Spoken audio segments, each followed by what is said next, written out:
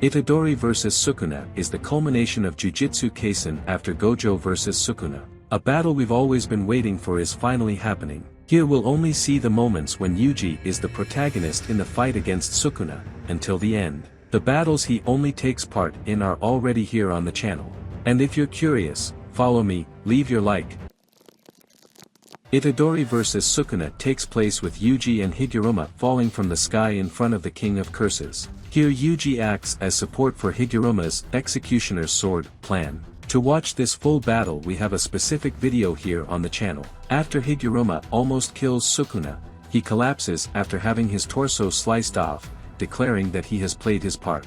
But first he throws the last glimmer of his Executioner's Sword at Itadori. He appears behind Sukuna, already launching his attack. Itadori grabs the sword as he sees Higuruma's expression, leaving everything to him. Just like Nanami, Higuruma entrusts the rest to Itadori, declaring that he has done his utmost. Here, the Itadori doesn't even have time to mourn, he attacks Sukuna with all his might, wielding the Executioner's Sword.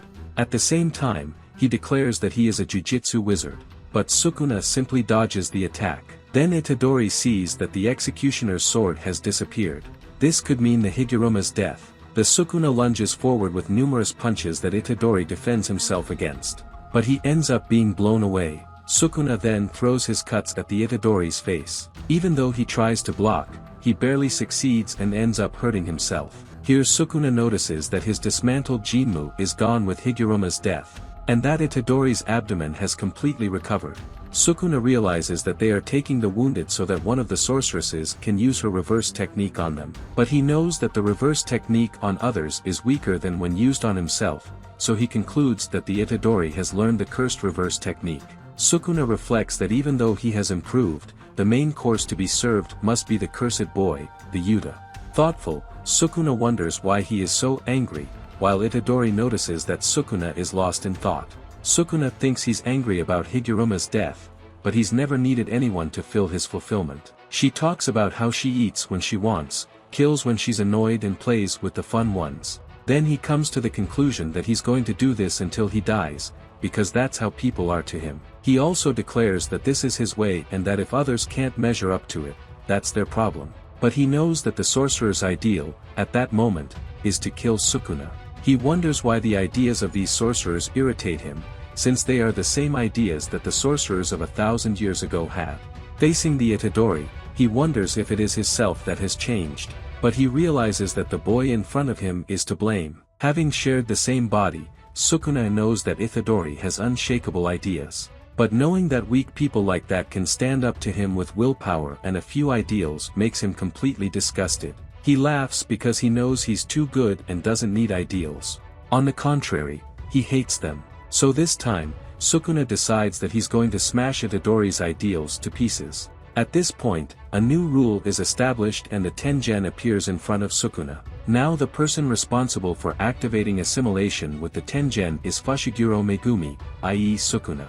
The King of Curses notes that this is the guarantee of the Kenjaku. He accepts the gift and swallows the Tengen, while Kyuzuke thinks of Sukuna as less worse than Kenjaku for assimilation. Sukuna declares that from now on he will kill everyone. The wizards, the players, and he's going to play with the Tengen after he's done his assimilation with all the creatures. But that's when Yuta arrives to put an end to Sukuna's plans and we have the first clash between the two. I've also made a full video commenting on this great battle. To watch it, click on the link above. Soon afterwards, Maki takes the lead in the battle, and I've also made a video just commenting on this full battle. It'll be out next. Just as Itadori was about to run to help his senpai, since he hadn't given up on Megumi, his body snaps and he falls spitting blood. He realizes that even though he had learned reverse cursed energy, he had taken 4 blows that should have killed him. Then, some part of his body still hasn't healed, but his brother Choso appears and tells him to calm down and visualize the blood spreading through his body like roots.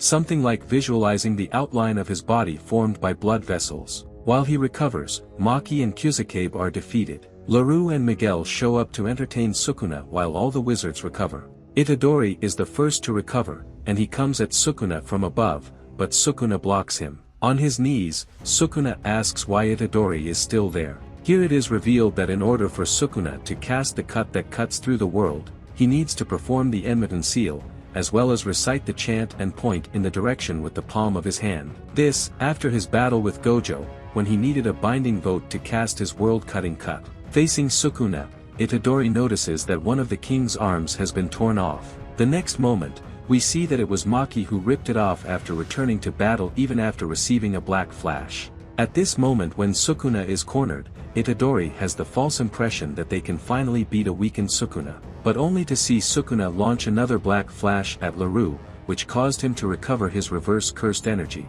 The battle cuts to an explanation of Gojo and why he can't use a black flash whenever he wants. Except that by definition, he knows he could do it whenever he wanted. But since he can't, he concludes that the explanation of this technique is lazy. He comes to the conclusion that it depends more on luck than anything else, as well as external factors such as the environment, physical condition and the enemy's cursed energy. He even thinks it has to do with temperature and humidity, since it's a spatial phenomenon. In other words, he has no certain answer as to how to emit a black glow. Even for him, when he's inspired, he incorporates his technique into his attacks, but he still needs luck to launch one.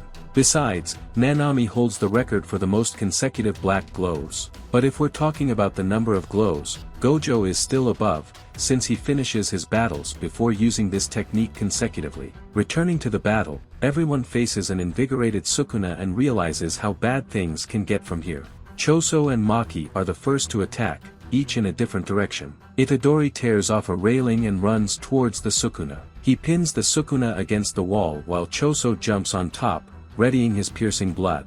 But when he launches his attack, the Sukuna quickly dodges. He moves away, but the Maki runs into a store and jumps on the Sukuna trying to impale his body. But the Sukuna grabs his sword and destroys everything around him with his slashes. But the two of them simply leap into the air as they fight. This makes Sukuna even more ecstatic, so he can launch another absurd blow that generates another black flash in Maki. As she tries to balance herself, numerous cuts hit her body. This means that the release of her cuts is increasing. This gives Sukuna time to prepare his world-cutting technique. But before she can launch it, Sukuna ends up being hit by a supernova from Choso. Still, his slashes are launched, and Sukuna moves faster than them to grab Choso.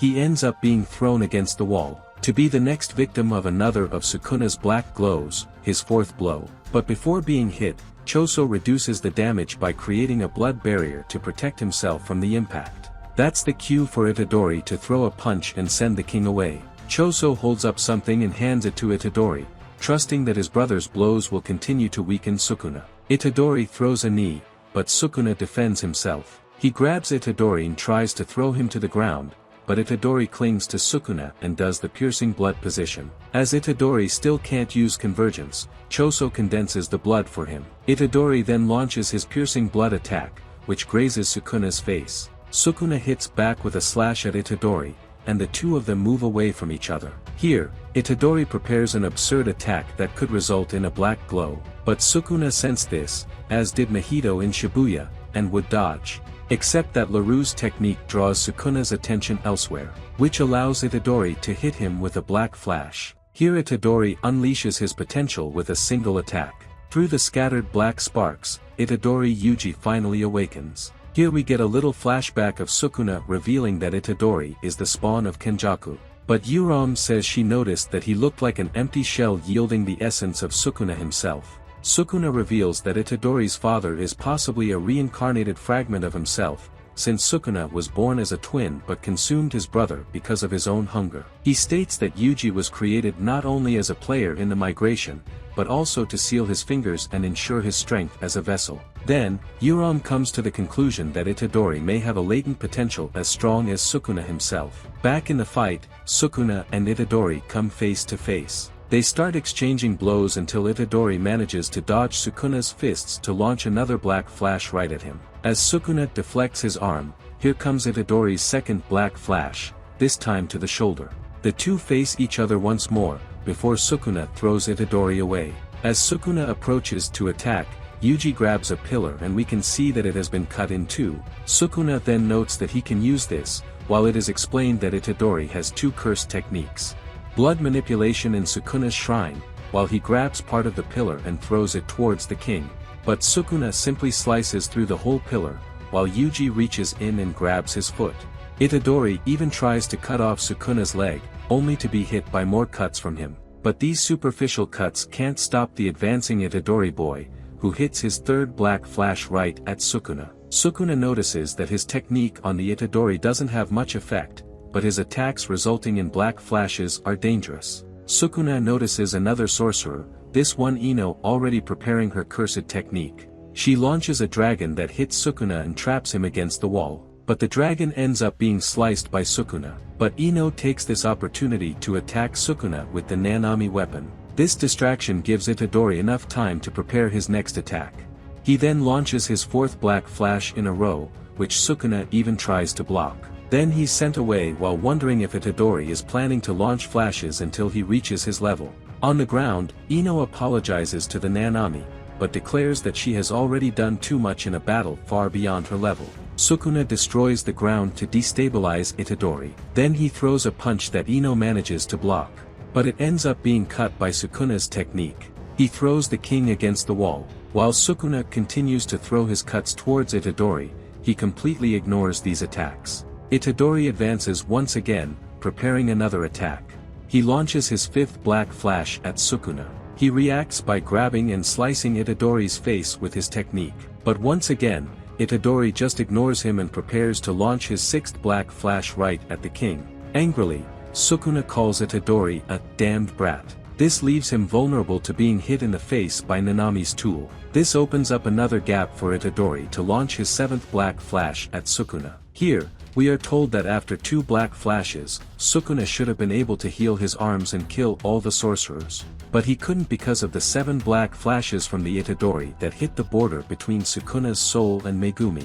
But Sukuna still won back his domain expansion, which takes the form of a grotesque monster. The result of Sukuna changing his hand seal and using a part of his brain unaffected by Gojo's void. But it's still the same as ever, both in terms of energy output and range. Expansion that decimates everything in its range, even Mei-Mei's crows. Here we have a flashback to how the sorcerers prepare to fight the Sukuna, with a focus on learning the reverse technique and the barrier technique. But all of this was only made possible by UI's soul exchange, which meant that they could mark a person's body with a technique that they don't have. Then we return to the present with Itadori using simple mastery to protect himself from Sukuna's mastery. While everything is decimated, Itadori faces that grotesque Sukuna domain. He comes to the conclusion that it's an incomplete domain, and that's why it can withstand it. Still, we have a confident Sukuna who hasn't changed any of the specifications of his barrier, already knowing that any closed barrier would not be able to hold Maki Zenin. But on the other hand, Sukuna wouldn't be able to maintain this high-level dominance for long. 99 seconds is how long everyone has to hold out until the domain collapses, for everyone to have a chance of beating Sukuna. Being closer than the others, Itadori has his domain invaded and takes numerous cuts. One of them takes off part of his leg. But with his blood, Itadori simply puts the limb back in place and stands up, sure that they have withstood all the expansion. But only to see Sukuna releasing his fuga, the flames of his furnace. Before firing, Sukuna imposes another bond on himself. The furnace can only be used against several people, after using the domain expansion. This gives all matter in the form of dust the same explosive energy as the furnace. It also temporarily alters the specifications of the barrier to prevent any living being from entering or leaving its domain. Itadori can then only watch as the flames of the furnace decimate everything in front of him. Before the end, Itadori is astonished when Choso appears in front of him. He even asks what he's doing. The two of them are wrapped in a cocoon made from Choso's blood. Itadori even says that he shouldn't be doing this, but all Choso can think about is what a useless brother he is. He even apologizes for not being a good teacher and doing things instinctively. Here, the two find themselves in an earlier vision of Choso,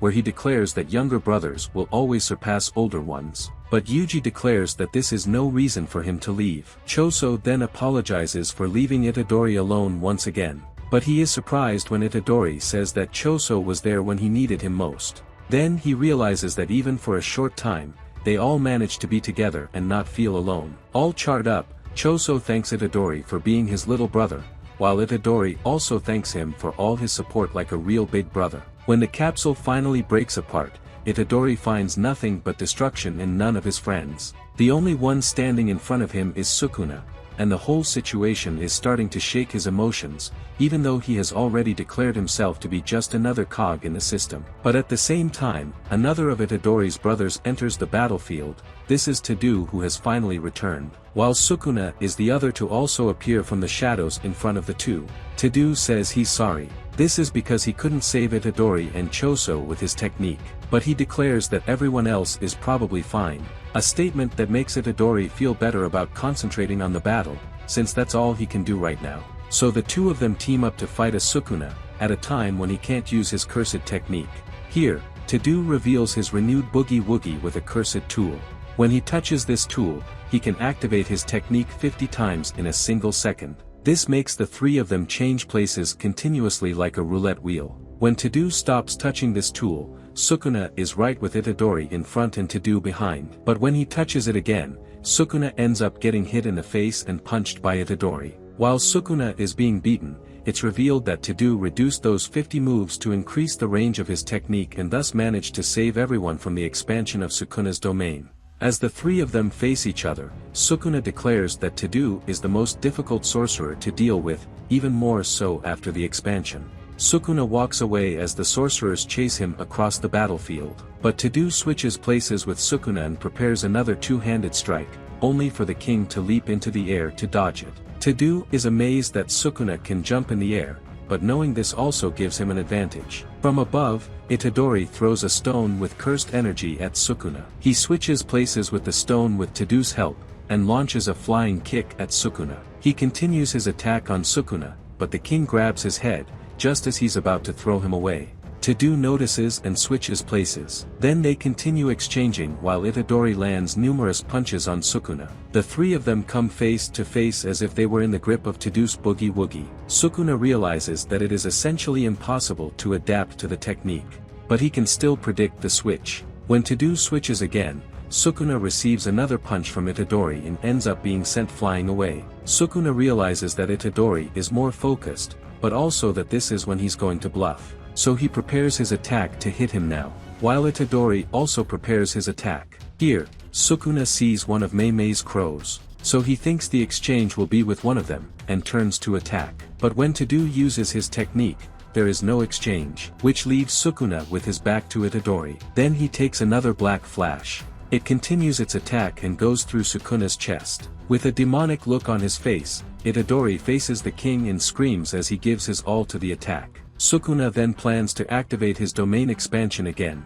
but at that moment, something appears before his eyes. This is the vision of the Honorable One, the man Sukuna himself buried. As he crosses Sukuna's chest, Itadori has a vision of Choso and declares that he is going to crush his heart. But here, Sukuna expands his domain, still not believing that the Gojo is really alive in front of him. But when a Gojo with a scar on his forehead reveals himself, Sukuna laughs enthusiastically and throws Itadori away. He declares that he didn't expect Yuta Okatsu to go this far. After a short battle of domain expansions, Sukuna emerges almost unscathed from a purple Gojoyuta. When the wizards run after Sukuna, he ends up getting hit by a black flash that breaks his tool. Itadori then runs at Sukuna from behind. Just as Sukuna was about to strike back, Tadu switches places again. Even though he's wounded, Tadu declares that he hasn't finished his job yet. Sukuna takes another punch from Itadori, while Tadu sees that this is his moment to shine. By exchanging Itadori with the pieces of the Yuta barrier that are in the air,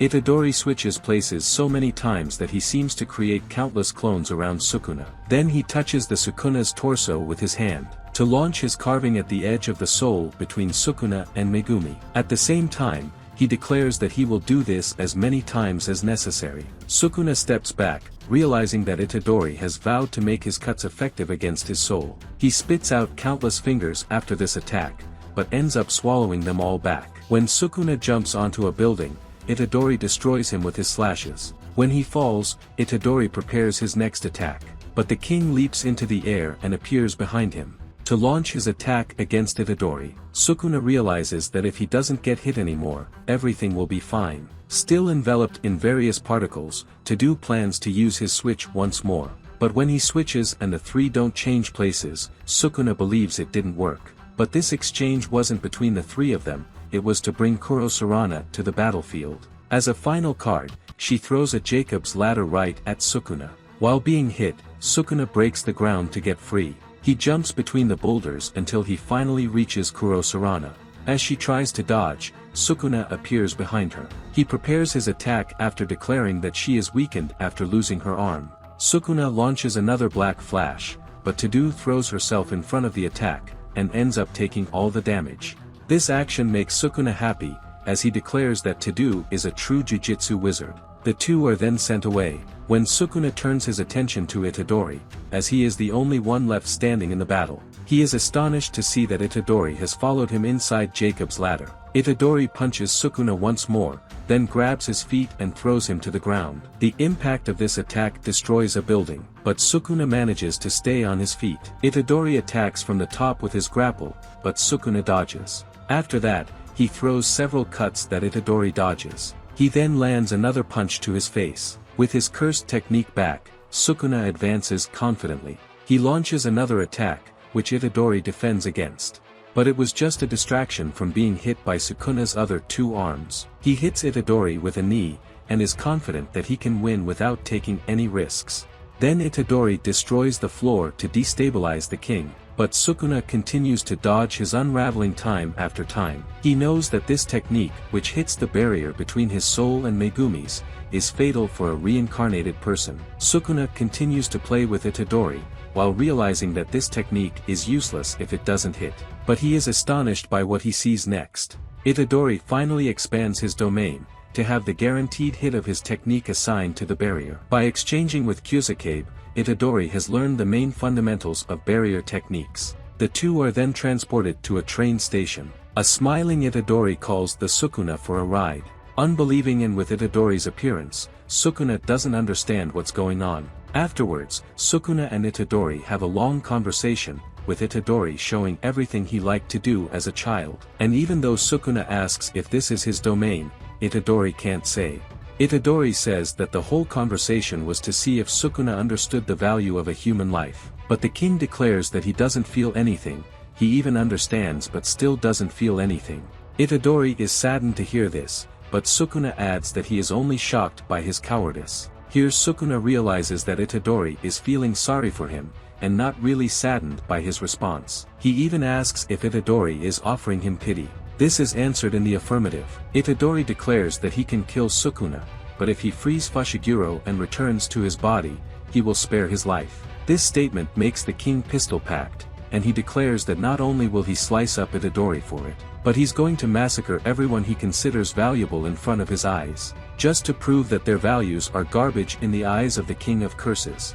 After that, Itadori hears the voice of Megumi's soul. She declares that she only wanted to create an ideal world for her sister, as well as having ordinary moments that bring extreme happiness alongside the people he loves.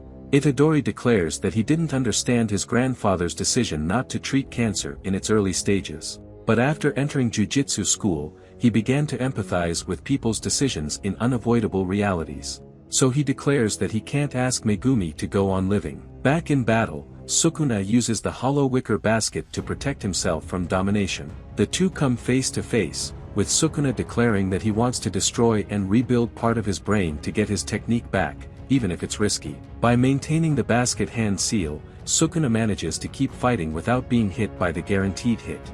A new exchange of blows between the two begins. Sukuna ends up knocking Itadori off balance. As he falls to the ground, Sukuna continues his attack and hits him in the face. Then he punches Itadori in the face again, one so strong that it sends him flying. Sukuna continues to chase Itadori and says he's surprised. Laughing, he declares that he didn't know he could get so angry when he was belittled. Itadori continues to stare while the king declares that it will be fun to make everyone pay for this. Here, Itadori catches a glimpse of the child Fushiguro asking, "What's up with this guy?" Crying, Itadori declares that he will be lonely without him. Here, Sukuna ends up getting in the way of Fushiguro with his shadow. This allows Itadori to land another punch on his face. Just like Sukuna's, Itadori sends him flying away. Itadori laughs, before lunging forward to finish off the king of curses. Itadori hits Sukuna with an absurd sequence of punches. Then they both grab their heads at the same moment, in order to throw countless uninterrupted punches at the same time. But here, Itadori manages to be more effective and makes the king back off. He realizes that the kid's punches are too much for his reincarnated body and that his hollow basket will break. But before he is hit again, he throws slashes with the intention of ripping Itadori's arm off. Only these attacks only break his gauntlet, which makes Itadori realize that his technique has returned. As Sukuna has forced the return of his curse technique, he soon prepares to expand his domain as well. But when he looks at Itadori's real hand, he notices that it's missing 2 fingers. Then we get a glimpse of Sukuna's last finger wrapped elsewhere. Here we have a flashback of how Yuta wanted Sukuna's technique to use in battle, but Gojo wouldn't give him the last finger. So he was forced to ask Itadori for one of his fingers, since the Sukuna technique is engraved on his body. Back in battle, Sukuna is amazed that Itadori is missing 2 fingers. He remembers that he only bit off his pinky, so he realizes that Yuta was bluffing in his speech. He notices that the shrine's conditions were met by Itadori's finger and not his own. Elsewhere, Gakuganji wonders if this technique will work on Sukuna's finger. Then it is revealed that the Nobara is still alive, even though she woke up not half an hour ago. She prepares her attack on Sukuna's finger. With one of her nails, she finally hits the finger. With her resonance, she manages to wound the Sukuna. Not only that, but she prevents him from expanding his domain. While Nobara laughs, Yuji cries knowing that she is alive. With that, the guaranteed hit of Itadori's technique finally hits the Sukuna. He also goes all out to punch the king and leave no room for him to defend himself. He punches Sukuna once more, causing him to spit out a few fingers. He even tries to fight back, only to be hit again by Yuji. Sukuna sneers at Itadori's makeshift barrier, something about it not being enough to win. And Itadori is at his limit too. The two continue to exchange blows, while Sukuna declares that he will fall first. But here, Sukuna feels a double impact from one of Itadori's blows. This allows the sorcerer to prepare his final attack. Before the two face each other, the Itadori declares that they are going to put an end to this cycle of curses. He then launches one last black flash right at Sukuna, a fatal blow that determines the end of this great battle. After that, we get a glimpse of Sukuna lecturing Megumi. In grotesque fashion, Sukuna tries to convince Megumi to keep going down, but Megumi notices his desperation. After all, only one of Sukuna's fingers remains, and even that finger wouldn't be enough to keep the soul connected. So he comes to the conclusion that even the Sukuna is afraid of death. Here Megumi decides that she will try one more time. She will try to live for someone else. While Sukuna disappears from her consciousness. Outside, Itadori's barrier breaks when Megumi's body flies out after the attack. In grotesque form, Sukuna even tries to cling to Megumi's body again, but he can't and his body begins to fall apart. Like a little goo, Sukuna can only see Itadori in front of him as the real winner. But Itadori still has compassion for Sukuna and offers his body to him to inhabit, declaring that he and Sukuna are equals. He knows that they were both born bearing curses, but Itadori had his grandfather. So he offers him one more try, not to curse someone, but to live with someone else. And even if no one accepts Sukuna, Itadori knows he can live with him. However, Sukuna remains hopeless until the end. He congratulates Itadori for seeing it through to the end, but declares that he must not be underestimated.